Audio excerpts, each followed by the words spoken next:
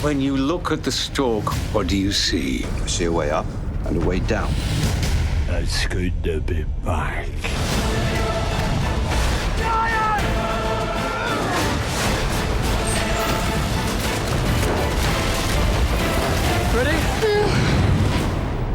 Jack the Giant Slayer is a fairy tale about a young farm boy falls in love with a humble princess. She's spirited to Gantua. He volunteers to rescue her. What do you suppose is up there? I never suppose. I simply prepare for everything. It's a big production, you know. Today we're on blue screen set, but mainly we've been shooting in forests and fields and cathedrals. We did build some rather large sets, which we needed because we had a lot of action taking place. I saw your light and I'm lost. When there's so much of the film that's going to be added digitally at the end, every little help that you can get is really appreciated. There was air cannons and shaking rigs and rams built into the floor that I would run into and it'd lift me up as if a beanstalk had erupted through the floor. It's been awesome. God, I love anything to do with it. Just a bit of mayhem on the set. So what we see behind us is the base of the beanstalk, but it's not all there because digitally it'll be extended. It'll become a great big mass of tendrils going up. You need to build part of the stalk so people can interact with it and be on it and then enhance it through visual effects. It was scaffolding, plywood, then plaster. You look up at it, you think that's a long way up. You know, I wouldn't want to climb up there. Well, we have done a bit of climbing training because we do quite extensive beanstalk climbing. Our beanstalk's meant to be like 5 miles high or something, so we have to do it in sections. The thing about the beanstalk is you're climbing the beanstalk in armour, and then you get up the top, and then they say we've got to have the rain, and they throw water at you, and then they turn the fans on, and you're hit by wind. So you're basically up there trying to make sure you don't fall off this beanstalk. Fear of heights, fear of falling. Well, then don't fall.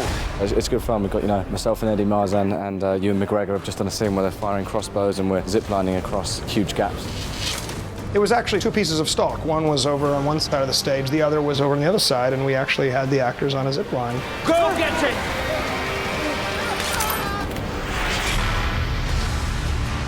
This is a set of the edge of Gantua. We've taken basically a hillside here in Bourne Wood, and we've built a large cliffside with the top of a giant gargoyle. When you first enter it, it looks like this. But once the giants appear, the scale completely changes. What are trees to us or toothpicks to them? The most important thing was to establish to the design team it was an ancient world. The giants had a primitive mentality, so we built big areas. The kitchen set where you're running around picking up giant knives and running across a kitchen table. So those sets are lots of fun to film on. Jack, you're here. I had this, Jack.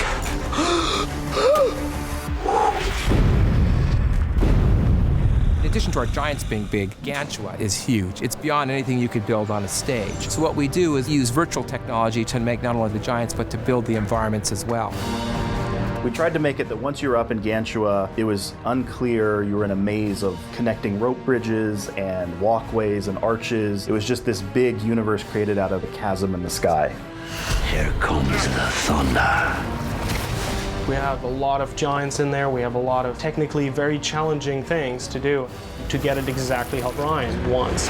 This is a shot, I think, that shows really what animation can do here. And Brian really liked the idea of him free falling. We ended up, I think, with a really fantastic shot that shows that he's quite the badass leader. Technology is quite overwhelming at times. But that being said, we've finished putting the giants on and everything. It'll be very exciting to see. Line it up! All the sets that have been built are incredible. They're so realistic and shoot just beautifully on film. Because of the scope and nature of it, because of the giants, this film is one that should be seen in a 3D theater. Let's cut a few of them down to size, shall we? That worked out better than I expected.